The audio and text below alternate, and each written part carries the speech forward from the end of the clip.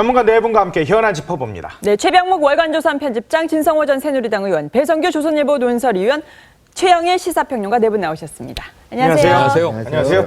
박근혜 대통령이 이제 오늘 순방을 마친 뒤에 곧바로 이제 서울대병원에 갈 것 같습니다.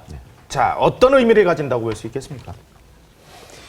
사실은 역사의 한 페이지가 이제 넘어가는 장면이잖아요. 역사의 한 페이지요? 아니 왜 그러냐면 박근혜 대통령의 선친인 박정희 대통령과 사실 정치를 이제 서로 정적 관계로 김영삼 전 대통령이요. 같이 하셨던 분이 돌아가셨고 예. 그중 또 한 분이었던 DJ는 이제 윤 전 대통령 돌아가셨고 하니까 사실은 박근혜 대통령으로서는 뭐 사실 직접적인 관계는 없어요. 그러나 여하튼간에 그 아버지 세대의 정치를 같이 하셨던 분이 그 이후에 이제 역사의 한 페이지로 이렇게 넘어가기 때문에 그동안에 여러 가지 뭐 좀 안 좋은 측면도 많이 있었지만 이제 그 돌아가시는 바람에 박근혜 대통령이 거기에 대해서 무슨 그 앙금을 남기고 이럴 필요까지는 없는 거거든요. 그러니까 여하튼 최대한 예우를 갖춰서라고 어저께 그 애도사에서 말씀을 하셨잖아요. 그랬죠. 그러니까 오늘도 아마 가셔서 예우를 갖추되 그러나 아마 이제 뭐 무슨 불세출의 영웅이나 뭐 이런 식으로 김무성 새누리당 대표가 얘기했듯이 그런 형용사 또는 부사 없이 아마도 상당히 그냥 예우만 갖춘 정도로 정말 드라이하게 방명록에 아마 그렇게 쓰시지 않을까 싶은 생각이 듭니다. 그러나 어찌됐든 간에 그 바로 그 선친과 정치를 어떤 대립적으로 하셨던 그분에 대해서 최대 한도에 돌아가신 분의 예의 또는 전직 대통령에 대한 예우 이런 거는 갖출 것으로 예상이 됩니다. 근데 선친과의 그 악연뿐만이 아니라 사실 박근혜 대통령과도 그동안에 뭐 악연 같은 게 소개가 됐는데 2007년 대선 앞두고도 사실 이명박 대선 후보 당시 이제 박근혜 대통령 경쟁을 했던 이명박 대통령 후보를 지원을 했고 또 2012년 상도동 자택을 방문한 김문수 경기지사에게 박 대통령은 뭐 칠푼이 같다 이런 약간 독설을 퍼부은 적도 있어서 사실 그 앙금이 좀 남아 있어서 사실 새벽에 귀국하자마자 리포트 대사 병문안 갔던 식으로 바로 가지 않을까라는 예상을 했었지만 약간은 딜레이되는 듯한 이런 느낌이 들어요. 아마 박근혜 대통령이 이 YS의 이 상가를 가려면요 마음의 준비도 단단하셔야 되고 또 굉장히 뭐 생각이 많이 상념이 잠길 것 같은 게요. 저는 정말 반대 스타일로 보이지만 박근혜 대통령과 YS는 정말 너무 닮은 정치인이라고 저는 봅니다. 아, 그래요? 왜냐하면요. YS는 아주 어려운 것도 DJ 표현에 따르면 아주 어려운 일도 쉽게 합니다. 그리고 돌직구밖에 못 날립니다. 저도 지난번에도 이야기했지만 박근혜 대통령도 돌직구만 날리지 슬라이드 커브 안 씁니다. 근데 이 정치인의 어떤 경력을 보면 상당히 닮았고요. 또 제가 이제 그 YS의 말 중에서 보면 그 박근혜 대통령도 그것보다 더 이제 단순화시켜서 이제 이렇게 말씀하시는데 제가 볼 때는 박정희 전 대통령과 YS는 정말 정적이었고 독재를 무너뜨리기 위해서 YS는 정말 싸웠습니다. 그렇지만 그 반면에도 그 중간에도 보면 75년에 유경수 여사 돌아가실 때는 또 1대1로 만나고 난 뒤는 또 굉장히 유화적으로 변합니다. 맞아요. YS가. 그래요? 박 대통령이 또 눈물을 흘리셨죠. 울리고. 근데 그런 걸 보면 박정희 전 대통령은 제가 볼 땐 그렇습니다. 산업화를 완성한 거인이고 자, 김영삼 전 대통령은 민주화를 완성한 거인입니다. 이 두 명이 물론 서로 싸웠지만 대한민국이라는 큰 어떤 손을 보면 완성시킨 데 굉장히 중요한 역할을 했는데 박근혜 대통령 그걸 두 개를 종합해야 되는 역할을 갖고 있습니다. 그리고 물론 지금 YS가 제가 볼 때도 저도 이제 그 상도동에 가서 이야기해보면 박정희 대통령과 박근혜 대통령을 별로 좋아하지 않습니다. 근데 더 싫어했던 분은 DJ 같습니다. 그런데 DJ와도 2009년에 화해하지 않았습니까? 저는 그래서 이번에 박근혜 대통령이 여러 가지 이런 상황에도 불구하고 만약 오늘 가신다면 물론 YS는 고인 되셨지만 영혼과의 대화를 통해서 대한민국의 발전을 위해서 어떤 대화를 나눌 수 있지 않나. 뭐 왜냐면 그동안의 과정은 굉장히 껄끄러운 거는 분명하지만 이번에 저는 오히려 박 대통령이 가셔가지고 좀 오래 머무시면서 그런 것들을 많이 치유하는데 그게 아마 국민들을 위한 통합, YS가 마지막 남긴 글도 뭐 통합, 화합 이런 거라고 하는데 박근혜 대통령이 그 좋은 점을 좀 이번에 뽑아서 국민들한테 그걸 갖다 풀어야 될 거라고 봅니다. 근데 이 사실 뭐 망자에 대해서 박근혜 대통령이 진심으로 조의를 할 거로 예상은 됩니다만은 그렇죠. 사람이잖아요. 제가 만약 입장 바꿔 생각해도 사실 물론 망자에 대해서 이런 말씀 드리는 건 죄송합니다만은 나를 도와준 적이 한 번도 없었던 분이시고 오히려 나를 해하려고 했던 분이시고 거기에 그 차남은 또 나의 상대 정적이라고 할 수 있는 사람에 대해서 도움을 줬었고 그 이후로도 계속 독서를 했었고 그런 상황에서 사실 조문을 가야 된다는 게 사실 마음이 이게 쉽지만은 않은 거 아니에요, 사실 인간적으로. 그러니까 조문을 하는 사람이나 받는 사람이나 약간 껄끄러운 관계였던 건 맞습니다. 그러니까 지금 뭐 이 그 거꾸로 보면 지금 김영삼 전 대통령 같은 경우에는 초산 테러도 옛날에 당했고 그렇죠. 또 그다음에 국회 제명도 당하지 않았습니까? 예. 정치적인 사안이긴 하지만 근데 거꾸로 이제 박근혜 대통령 입장에서는 YS가 자기를 안 도와주고 MB를 지지해주고 전에 보면 그다음에 뭐 칠푼이라는 등 뭐 희한한 발언도 좀 나오긴 했고 또 이제 그 지금 상주이긴 합니다만 김현철 씨가 맞아요. 사실은 뭐 SNS 같은 데나 뭐 이런 데 네. 굉장히 좀 그 독서를 했죠. 박근혜 예. 대통령에 대해서 상당히 좀 그 비판적으로 얘기를 많이 해오지 않았습니까? 네. 그런 측면에서 본다면 이번에 이 상가에 간다고 하면 아무래도 상주와 만나는 게 좀 껄끄러울 수도 있겠죠. 그거는 이제 개인적인 감정이고 네. 그러나 대통령으로서 본다면은 이건 다 어떤 민주화 세력의 거산한테 가서 정말 국가 대통령으로서 예의를 표한다. 그런 측면에서는 그 모든 감정 접어두고 해야 되고요. 그리고 요번에 정말 가서 이 민주화 세력하고 확실하게 화해하는 모습을 보여야 됩니다. 박근혜 대통령이요? 그렇죠. 지금 민주화 세력의 거의 대표되는 분 아닙니까? 이분한테 가서 정말 진정으로 조의 표하고 그다음에 네. 그 주변에 있는 사람들하고 다 화해를 한다면 오히려 박 대통령 입장에서는 지금 역사교과서 때문에 안 그래도 좀 힘든 상황인데 역사교과서 만들기 전에 이미 그 전에 화해할 수도 있는 거예요.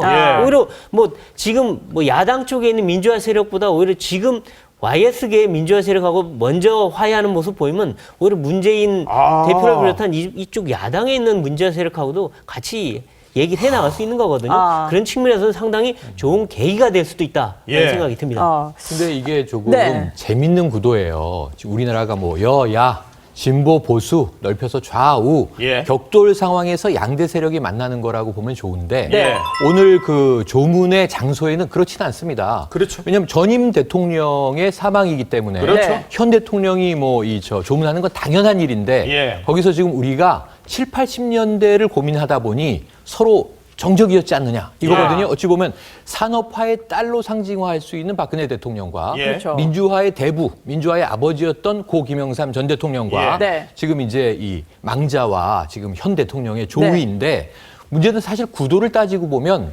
민자당 3당 합당으로 대통령이 됐고 그 당이 신한국당, 한나라당, 새누리당으로 온 거기 때문에 같은 당의 전통으로 보면 선배 대통령인 거예요. 그러니까 이게 좀 묘한 구도이긴 한데 오늘 가보세요. 상주 현철 씨와 어떻게 만날 것이냐도 궁금하지만 이미 상주 중에 한 분이 김무성 대표입니다. 왜냐하면 나하고 정치적인 아들이다.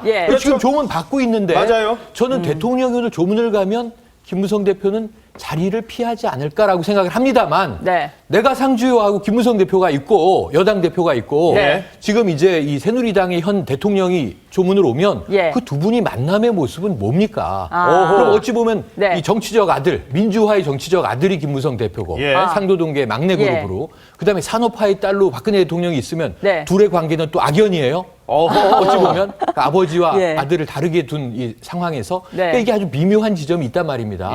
현철 씨와 만나는 것도 개인적인 감정으로는 껄끄러울 것이다. 이렇게 우리가 다 예측을 하지만 근데 문제는 또 서청원 대표도 상도동계의 중진인데 어찌 보면 지금 이 친박의 좌장 아닙니까?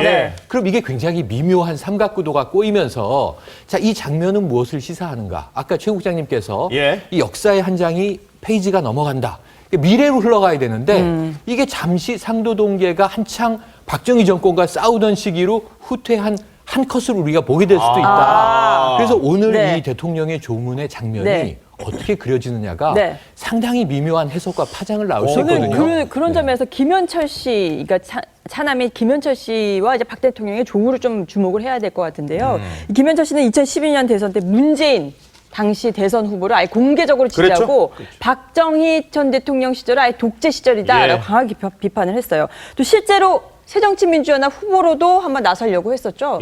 그래서 아무래도 김현철 씨를 중심으로 해서 상도동계가 다시 한번 또 부활을 하는 것이 아니냐. 그래서 이번에 이 조문 장소가 다시 한번 뭔가 민주 세력과 진짜 산업화 세력의 뭔가 대결 구도로 다시 돌아가는 것이 아니냐. 이런 우려도 좀 나오고 있어요. 김현철 씨를 중심으로 해서 상도동계가 부활한다는 거는 저는 뭐 도저히 이해가 안 되는 얘기고 왜냐하면 김현철 씨는 지금 자기 몸 하나 추스르기 어려울 정도로 사실은 뭐 배지가 중요하잖아요. 그런데 그 배지와 관련해서는 김현철 씨가 지금 계속해서 박근혜 대통령하고 엇나가는 첫 번째 이유는 박근혜 대통령이 공천을 안 줬다는 거 아니겠습니까? 본인은 출마하고 싶어 했고 그리고 사실 그거를 YS 지금 돌아가신 YS 대통령이 상당히 지원을 지원했죠. 했어요. 예. 지원을 했음에도 불구하고 박근혜 대통령이 눈길 한번 주지 않았지 않습니까? 그래가지고 본인의 정계 진출이 무산됐죠. 아하. 아마 지금 김무성 새누리당 대표 같은 경우도 상당한 정도로 그 본인의 그 어떤 정치적 아버지의 네. 의견을 받들어서 공천을 좀 줬으면 하는 생각이 머릿속에 많이 있을 거예요. 근데 그럴까요? 이미 새누리당으로 그럼요. 탈당을 했잖아요. 아니 새누리당에서요. 그러니까 그거야 예. 뭐 또 공천 주면 언제든지.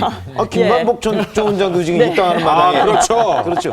그런 상황이니까 아. 충분히 가능할 텐데 네. 지금 박근혜 대통령의 그 레이저가 무서워서 아마 김무성 대표가 그 부분은 아예 말을 못 꺼내고 거론조차 못하지 않을까 싶은데 예. 일단 뭐 오늘은 이제 박근혜 대통령이 만약에 가시면 네. 이제 김현철 씨하고 그냥 상주와 조문객 정도. 이따 한번 장면을 한번 잘 보세요. 예. 자, 상주와 조문객이냐 아니면 전직 대통령을 조문 온 현직 대통령과 그 전직 대통령의 아들 간의 그 어떤 각별한 만남이냐. 예. 이런 부분에서 보면 저는 전자. 그러니까 아. 상주와 조문객의 수준을 크게 넘지 않을 것이다. 이렇게 봅니다.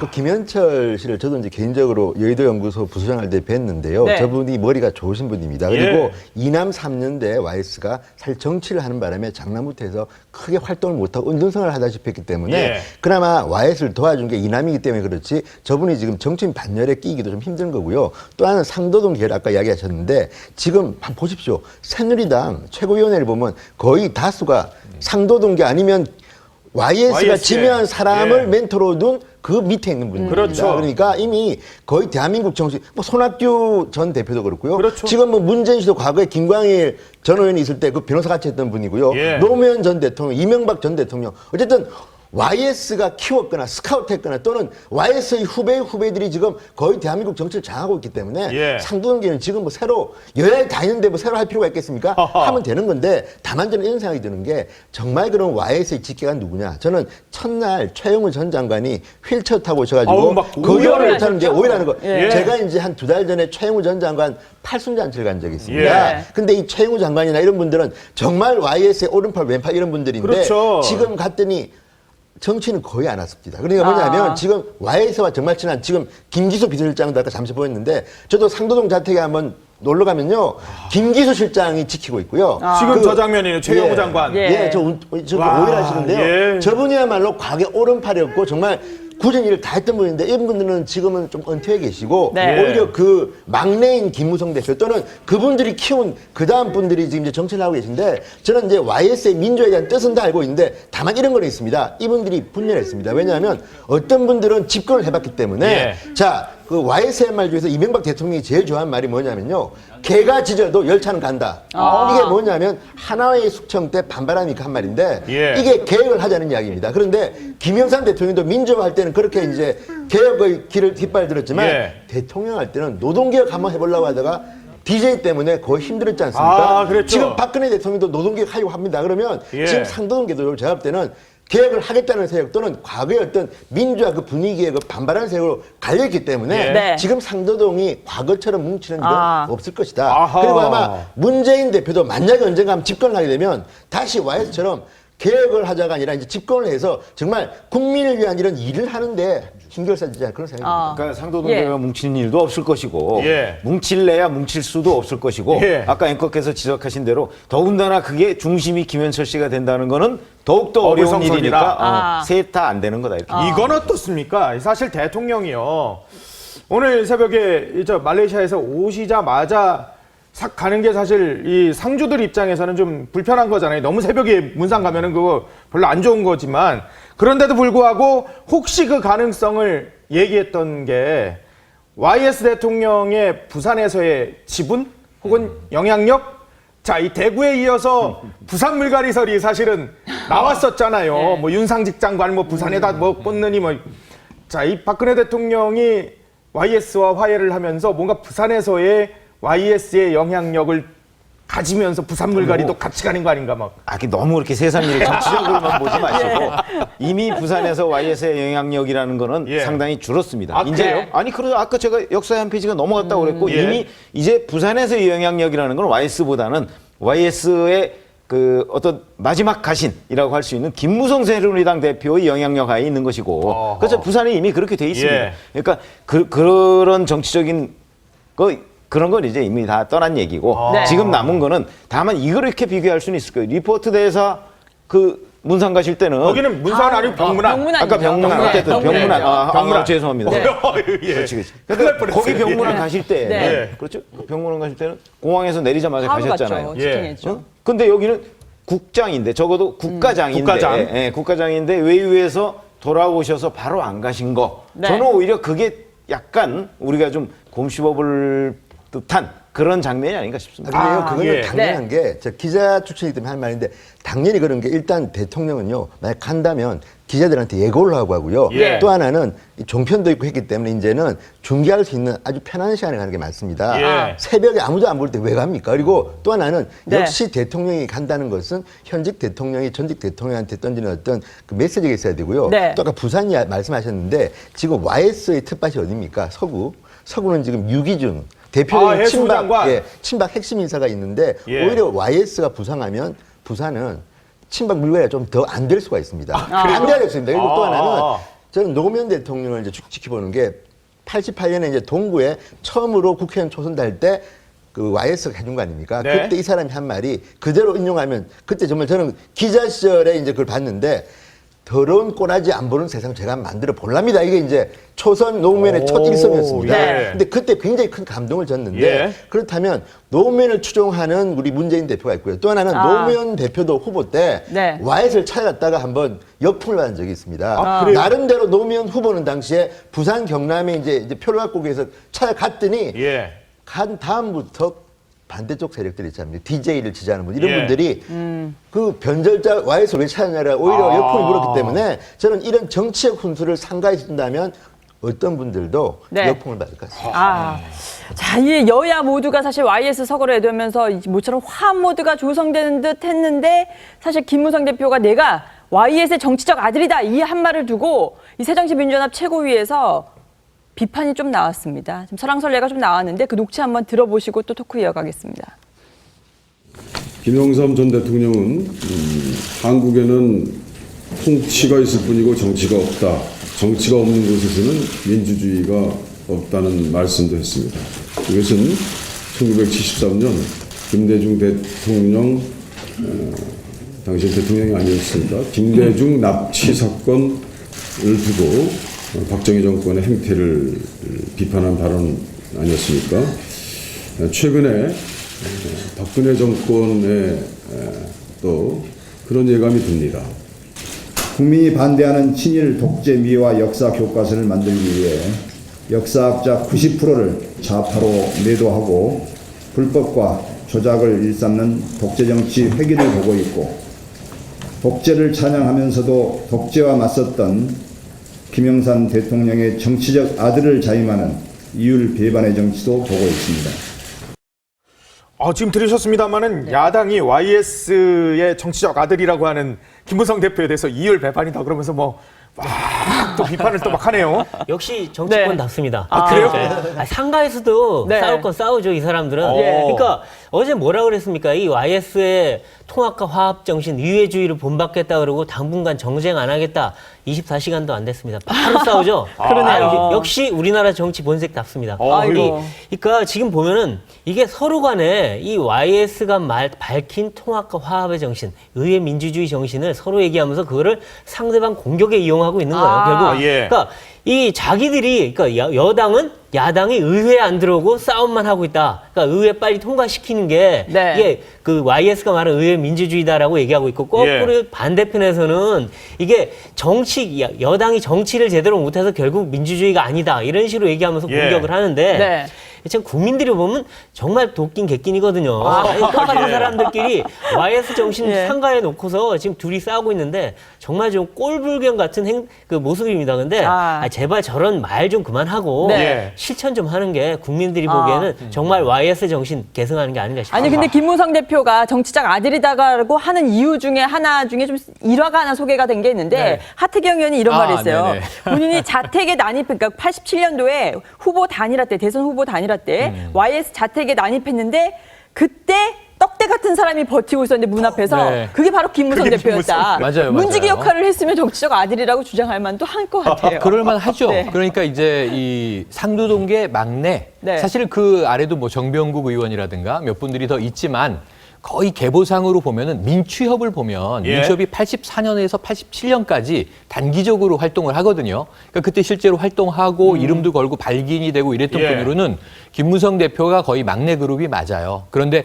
하태경 의원의 그 운동권 학생 시절의 기억으로 네. 정말 후보가 난립하면 안 됩니다. 단일화 해주십시오 하고 이제 열정으로 가서 이야기하려고 난입을 한 건데 그때 못 들어가게 막은 떡대 같은 인물, 그러니까 보디가드죠. 또 그게 덩치도 이제 크잖아요. 김무성 대표 대표가 요즘에 또. 바바리 입고 이렇게 패러디 사진 영상 네. 찍은 걸 보면 예. 영웅본색의 무슨 홍콩 마피아 같은 느낌을 주잖아요. 네. 그렇죠. 젊을 그거 때는 있죠. 예, 더 예. 강해 보였겠죠. 예. 그런 이제 추억담이 회상이 되는데 그런데 문제는 이제 우리 배 차장님 입장은 좀 다르게 예. YS의 스펙트럼이 너무 넓어서 우리 정치권에서 생길 수밖에 없는 문제다. 저같이 진보와 보수를 넘나들으셔. 저같이 보니까. 80년대만 해도 두 모습의 김영삼이 존재를 하는 겁니다. 예. 그러니까 흰머리 김영삼이 있고요. 네. 검은머리 김영삼이 아하. 있어요. 예. 그 기점이 3당 합당 시절인데 네. 대통령이 되기 직전 그 전에는 그냥 길거리의 민주화 투사죠. 예. 정말 민주화를 열망하면서 박정희 정권과 가택연금 온몸을 되고, 예. 부딪혀서 싸우는.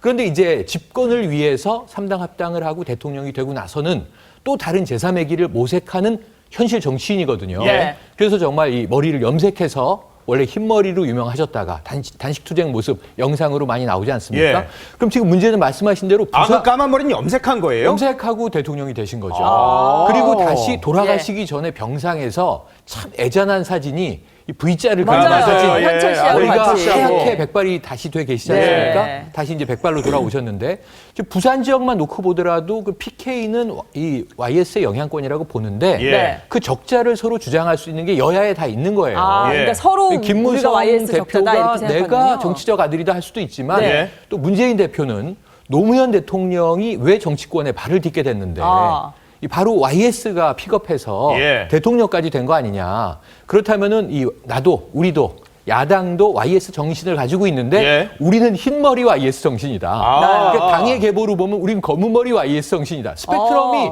흩어져 있어요. 네. 서로 주장의 근거들은 있습니다. 그래서 지금 저는 여야가 YS에 대한 적자 논쟁을 벌이고 있는 것도 네. 상당히 좀 이 YS의 정치적 스펙트럼이 편집장님이 이거 넓어 오래 보입니다. 취재를 하셨잖아요. 전 사실 지금 정확히는 모르겠어요. 이 YS 계보가 어떻게 되고 누가 적자고 아니면 누가 그냥 요즘 짐박이니 아니니 이런 거라는 것처럼. YS 계열에서는 그게 명확합니다. 그게 지금 어떻게 되는 거예요? 그러니까 김무성 대표, 서청원 대표, 그다음에 문재인 대표 누가 진짜 서청원 대표는 정치를 처음 시작하실 때 YS 진영으로 들어가지 않았고 민한당으로 시작을 하셨어요. 민한당이라는 거는 민정당, 그러니까 전두환 정부의 이중대죠. 야당, 제1야당이긴 하지만 왜 흔히 우리가 관제야당 이중대라고 같이. 관제야당이었습니다. 사실상. 예. 이제 그런데 관제야당 처음에 들어가신 게 아니고 관제야당 2기쯤 되는 데에 들어가셨어요. 예. 들어가시고 나서 거기서 국회의원 배지를 한번 다루셨고 예. 네. 그다음에 나중에 민취협에 가입을 하게 돼요. 84년 민취협에. 그러니까 현역 의원으로서 민취협에 가입하면서 YS 진영으로 몸담은 사람이고 아하. 이제 김무성 대표는 사업을 하다가 네. 84년에 그러니까 YS 비서로 들어가서 민취협으로 들어가게 됐어요. YS 비서를 하시다가 비서를 하시다가 민취협으로 들어가게 네. 되기 때문에 그게 이제 시간이 짧아요. 그게. 네. 그러니까 그렇게 해서 민취협으로 들어가는데 두 분 사이에 연배 차이가 있지 않습니까? 예. 그러다 보니까 이제 서청원 의원은 그 전에 배지를 달았기 때문에 네. 서청원 의원은 나는 YS의 정치적 동지 정도로 생각을 하는 거고 김무성 새누리당 대표는 그게 아니고 비서로 들어갔기 때문에 아들로 가신 생각하는군요. 그룹이라고. 예. 가신 그룹은 아들격이죠. 그러니까 네. 서청원 전 대표는 나의 정치적 대부다 얘기를 하셨잖아요. 네. 대부는 아들이 그것과는 좀 부자 다른 관계와는 좀 거죠. 다른 예, 개념이거든요. 예. 그래서 저분들의 표현을 이렇게 딱 예. 보면 그 계보가 명확하게 드러나요. 제가 정리. 네. 문재인 예. 대표는 그거하고는 아무 관련이 그냥 없고 민주화운동을 좀 같이 했다 이 정도인가요? 아니 YS랑 예. 같이 안 했죠. 노무현 전 대통령하고 같이 했는데 노무현 예. 전 대통령하고 친한 사람일 뿐이지 네. YS하고 그건 민주화운동 관계가 같이 너무 안 멀잖아요, 했잖아요. 그러면. 그러니까요. 저 직접도 아니고요. 일단 확실한 YS 직계는 네 분이 있습니다. 자, 김동영, 서석재, 최영우, 그다음에 김덕용 이 네 분은 과거에 어쨌든 간에 가신 그룹입니다. 예. 진짜 장관도 또 두 번째는 이분이 스카우트한 사람들이 있습니다. 그러니까 이명박 예컨대 이재호, 김문수, 손학규 뭐 이런 분들, 정의화 이런 분들은 네. 직접적인 자기 가신 그룹은 아니지만 전문가 그룹인데 스카우트해서 국회의원을 봐가지고 지금 인물이 되신 분들이고요. 그렇죠. 예. 또 하나 이제 그 재밌는 건 아까 있던 문재인 대표는 반개 중에 반개인 게 김광일 전 의원이라고 정말 그 비서실장까지 했던 YS의 비서실장까지 했던 부산의 변호사 네. 이분과 친한 사람이 이분 추천으로 국회의원 스카우트된 사람이 노무현 전 대통령. 그 옆에 늘 같이 있던 분이 문재인 대표인데 문재인 대표는 사실 그때만 해도 정찰 묶기는 아니었다. 근데 지금 나타난 거고요. 또 하나 이제 주위를 가만히 보면 YS는 어쨌든 자기가 이 선거를 이기기 위해서는 네. 이회창도 공천을 줍니다. 맞습니다. 자기가 국무총리를 잘랐지만 96년 선거를 이기기 위해서 비례대표 1번 이회창. 아니 그렇게 갈등을 했는데도 비례대표 이 1번을 나중에 사람은 줬다고요? 정치할 때는 지는 걸 싫어하기 때문에 주고 대신에 그 뒤에 또 원소가 된 사람도 많습니다. 그러니까 네. 이회창 전 총리 때 4개월 만에 사실상 네. 잘랐잖아요. 경질했잖아요. 예. 그리고서 공백이 있는데 나중에 다시 부르잖아요. 그러니까 저 YS 정신이라는 건 사실은 정치권에서는 약간 흥묘백묘론입니다. 그러니까 쥐 잡는 게 고양이다. 그러니까 쥐만 잡을 수 있으면 여하튼 까만 고양이든 뭐 예. 하얀 고양이든 영입해서 정치를 같이 할 수 있는 분, 그게 바로 융통성이죠. 쉽게 정치하시는 네. 겁니다. 그러니까 뭐 좋게 말씀드리면요. 남의 말을 경청하는 거고요. 네. 어떤 때는 이 사람이면 이기나? 그럼 내 좀 싫은데 할 수 없지 뭐. No. 그러니까 아주 정말 정치를 진짜 전략가라고 어려움을 볼수 있겠네요. 단순하게 예. 결과는 좋고. 네. 쉽게 정치하시는 게 아니고 어려운 문제도 쉽게 쉽게 풀어가신다. 자, 이제 또 다음 이슈로 한번 좀 넘어가 볼까요? 자, 이게 지난주 말에 우리가 지금 잊어버리고 있는 것 가운데 하나지만 굉장히 중요한 게 지금 한상균이에요. 지금 조계사 은신 8일째인데요. 네. 민노총 처음으로 사실은 압수수색 이게 했죠. 압수수색했는데 네. 손도끼, 해머, 절단기, 밧줄. 네. 요즘 어떻게 돼요, 이거는? 네, 이 뭐 사람들이 보면 이런 게 왜 민노총에 있을까 하는 물건들이 많이 나오는데 네. 이 물건들이 또 대부분은 보면 지난 그 서울 집회 때 그 폭력 집회 때 사실상 많이 눈에 띄던 것들 아닙니까? 그래요, 맞아요. 밧줄은 버스를 네. 끌어낼 때 썼고 물론 민노총에서 등산용품이라고 물론 지금 그렇죠. 얘기를 하고 그러니까 있죠. 우리가 그냥 봤을 네. 때 손도끼나 망치는 뭔가 막 깨부실 때 네. 유리창 깨부시고 할 때 썼고 그리고 또 경찰 진압 헬멧, 경찰 무전기도 다 나왔잖아요. 네. 예. 이런 거 보면 분명히 여기 민노총에 있던 분들이 뭔가 그 집회에서 네. 가서 그 가담했던 거 아니냐 하는 그런 정황, 의심을 좀 사게 하는데요. 물론 뭐 민노총의 말은 경찰의 뭐 헬멧 이런 거는 현장에 있던 거 돌려주려고 주워왔다. 네. 예. 그다음에 나머지는 다른 용도로 쓰려고 했다고 하는데 한번 소개를 시켜드릴게요. 네. 손도끼는 분쟁 사업장에서 야간에 땔감 자를 때 사용을 하려고 그랬고 해머는 얼음 깨기 퍼포먼스로 사용했던 것. 이게 바로 해명입니다. 네. 저희가 사실은 평소 먹을 때 잘 안 쓰는 도구들인데요. 깨기로, 예, 저희도 알겠습니다. 그렇게 해본 적이 별로 없는 것 같긴 한데 어째 이분들 해명이 그건데 이 경찰은 일단 이 물건들이 실제 집회에 쓰였는지 철저하게 분석하겠다고 했는데 네. 정말 그때 그 당시에 쓰였던 밧줄이나 이런 거에 똑같은 거다 또는 지금 압수수색한 거에서 현장에 쓰였던 뭔가 뭐 이 흔적이 남아있다 예. 이렇게 될 경우에는 아무래도 민노총에 대해서 상당히 크게 그러니까 형사적으로뿐만 아니라 민사적으로도 뭔가 들어갈 수 있는 그런 그 증거가 될 수 있다 이런 측면에서 중요하고요. 또 하나는 이 민노총에 그 컴퓨터 하드디스크가 대부분이 다 이 분리돼서 됐죠. 없어졌다 맞아요. 그러는데 도대체 민노총은 그럼 하드디스크도 없이 일하는 조직인지 그 어떻게 된 건지 이 하드디스크가 하필이면 왜 꼭 집회 이후에 이게 사라진 건지 예. 상당히 국민들이 봐도 좀 납득이 안 되는데요. 어쨌든 전반적으로 민노총이 해명은 하고 있습니다만 네. 이게 과연 정말 전번 폭력 집회랑 어떤 관련이 있는지 예. 확실하게 밝힐 필요가 있는 단계가 됐습니다. 아니 조계종 자승 총무원장이 직접 관여하지는 않겠다. 지금 이제 은신에 있는 이 조계종에서요. 한상균. 예, 한상균 위원장이요. 그래서 어제 사실 한상균 위원장이 기자회견장까지 빌려서 기자회견을 하려고 했는데 기자회견장도 사실 빌려주지 않았어요. 빌려주지 않았어요. 그리고 한상균 위원장이 스스로도 절밥 아니라 도시락 시켜서 먹겠다. 네, 맞습니다. 이렇게 얘기하는 걸 보면 예전과 달리 과거와 달리 조계종의 분위기가 옛날에 좀 달라졌다라는 싸늘해진 것 거를 같아요. 느끼는 것 같아요. 거리 두기를 하고 있다. 이렇게 이해가 됩니다. 네. 저는 지난 주말에 자승 총무원장이 돌아오시면 뭔가 좀 이 나가달라. 예. 혹은 자수해라. 이런 정도의 결정이 나올 줄 알았는데 그래도 자승 총무원장이 지금 도법스님, 화쟁이 위원장이죠. 네. 예. 그 입장을 좀 존중하는 분위기예요. 다만 거리두기는 시작됐다. 예. 그래서 식사 제공하고 지금 뭐 은시처 제공하고 막 뒤에서 돕는 거 아닙니까? 아니다. 식사는 민주노총 소속의 이 여성이 도시락을 계속 전달하는 것으로 예. 얘기를 했고요. 근데 문제는 뭐냐면 지금 은신 위치가 명확하게 밝혀져 있는 거예요. 네. 그 조계사 내에 관음전 409호에 머물고 있다. 이렇게 돼 있습니다. 예. 그 문제는 여기서 이제 경찰력의 고민이 있는 거고. 그렇죠. 위치는 명확히 알지만 하하. 또 언제 도주할지 모르고. 예. 근데 지금 이제 압수수색한 물품들도 분석해 주시고 했는데 네. 핵심 쟁점은 어디로 향해 가고 있냐면 12월 5일 2차 집회 때. 그거죠. 그렇죠. 그때 만약에 큰 사단이 일어나면 저는 이제 이 조계종뿐 아니라 불교계, 종교계 전반이 지금 이 국가 권력과 공권력과 예. 그다음에 거기에 대해서 또 이 불법까지 포함해서 저항하고 있는 세력과 그다음에 이 종교계 입장이 매우 미묘하게 꼬일 것 같아요. 네. 그래서 12월 5일 집회에 대해서 한상균 위원장이 뭔가 자제를 위한 성명을 내고 자제에 대한 지시를 내리고 예. 유화적인 모습으로 그럼 시간과 날짜를 박아서 예. 이 자수하겠다. 자진 출두하고. 네, 자진 출두하고 이것이 결국은 지금 이 꽁꽁 얼어붙어 예. 있는 전국을 조금 풀고 집회와 시위는 하더라도 네. 그럼 최소한 비폭력 평화 집회로 한다. 예. 지난 1차 집회 때 발생했던 불미스러운 사고들은 우리의 잘못도 있다. 이런 자기 반성을 하면요. 전 국민적 지지를 더 아니 받을 것 근데 같아요. 지금 예. 나오는 그게 게 안 된단 말이죠. 피신이 있으면서 그 페이스북이나 SNS를 통해서 강신명 청장 광기가 더해지고 있다. 유신부활 앞잡이를 자처했다. 정권의 폐악질을 민중의 힘으로 단죄하자라면서 오히려 걸기를 지금 더 제가 보기에는 하자라는 지금 한상균 위원장이 분위기예요. 거기 숨어 있으면서 12월 5일을 지난번보다 훨씬 더 크게 세게. 폭력적으로 저는 할 것 같아요. 지난번에 엄청났는데요.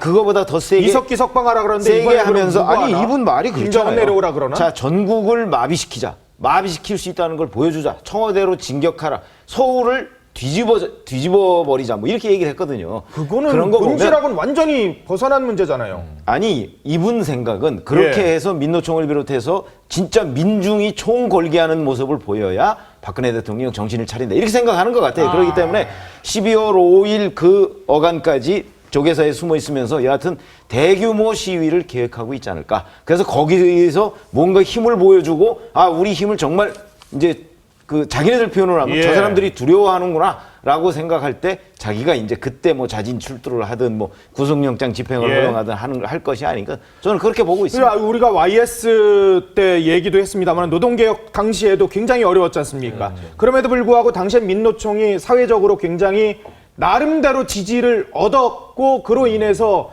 이 상당한 효과를 얻었었는데 지금은 똑같은 노동개혁을 하고 있습니다만 민노총 자체에 대해서 국민들이 신뢰를 지금 안 가져가는 상황에서 과연 이 사람들이 존립할 수 있는 근거가 될 수 있느냐. 근데 민노총은요, 저는 뭐 개인적인 견해입니다만 한 번도 신뢰, 뭐 한두 번은 있겠지만 거의 신뢰가 없는 집단을 보는 게요. 기억날지 모르지만 IMF 때문에 김대중 당선자 시절에 노사정위원회를 만든 겁니다. 예. 근데 민노총이 테이블에 뭐 한두 번 나온 뒤에 그 다음에 또 무슨 핑계를 대서 사라져버렸습니다. 이게 어허. DJ 정부 시대 이야기입니다. 예. 그 이후에 민노총은 이 테이블에 안 나옵니다. 그리고 어쨌든 폭력 집회를 계속 해왔습니다. 예. 저는 정말 이번에 이 한 위원장은 비겁한 게 본인이 뭐라고 했습니까? 아까 청와대 가자 뭐 정부를 마비시키겠다 했지만 몸으로 때우겠다, 책임 내가 지겠다 그러놓고 지금 왜 숨어서 저런 짓 합니까? 그리고 또 하나는요, 저는 처가본과 다 뭐 불교 신자였는데 예. 불교 신자들 중에 상당수는요, 지금 조계종의 태도에 대해서 굉장히 불만이 강합니다. 조계사의 신도들도요, 지금 아니 한상균 위원장이 무슨 나라를 구했습니까?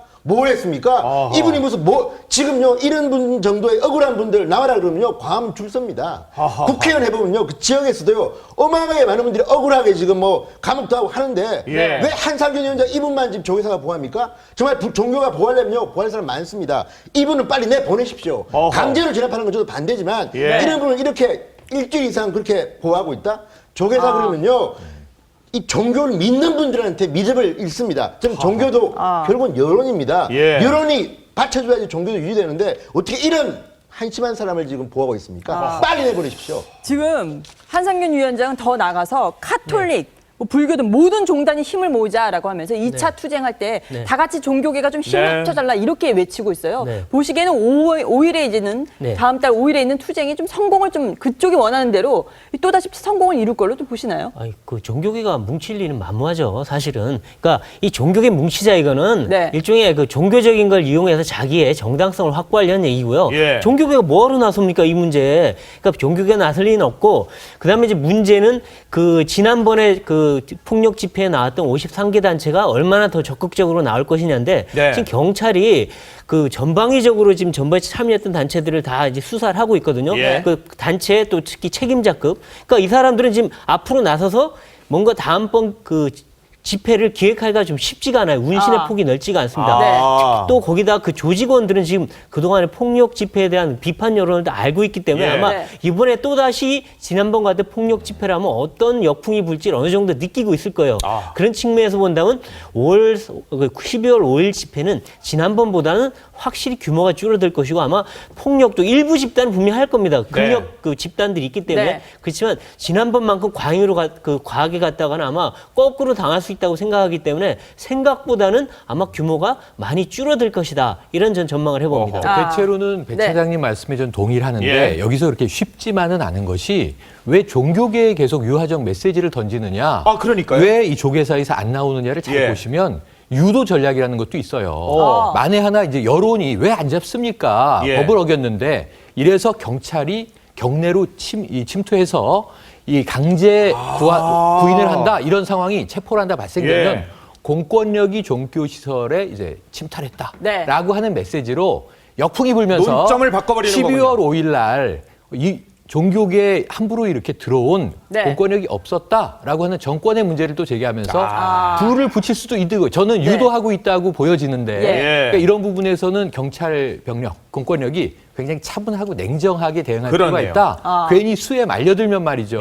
이게 역전될 수 있거든요. 잘 가고 있던 것이. 그래서 12월 5일의 규모는 상당히 줄어들 것 같습니다. 날씨도 추워지고 1차 집회에서 또 회의를 느낀 집회 참가자들도 많이 있거든요. 다수가. 근데 이런 상황인데 정말로 좀 경찰 병력이 과잉이냐 아니냐 논란인 상황에서 정말 한 사람을 체포하기 위해서 뭐 예를 들어 스님들이 막아쓰는 이제 조계사 내로 진입한다면 이런 부분에서 상당히 좀 마이너스 요인이 있을 수 있으므로 끝까지 차분하게 대응해 줬으면 좋겠다는 생각이 듭니다. 한마디만 더 붙이고 싶으면 또 있는데 경찰 인권입니다. 지금 의경이나 이런 어머니들이 지금 계속 와서 이제 거기서 촬영을 시작했습니다. 그렇죠. 맞아요. 저는 정말 이해가 안 되는 게 노무현 대통령이야말로 정말 이 시위의 피해자입니다. 부산 세계 정상회담 하면 얼마나 그때는 과격 진압했습니까? 노무현 두 분 돌아가신 적도 있습니다. 그런데 지금 이렇게 할 때 경찰, 지금 이 정도면 시위대가 이 정도 피해보면요.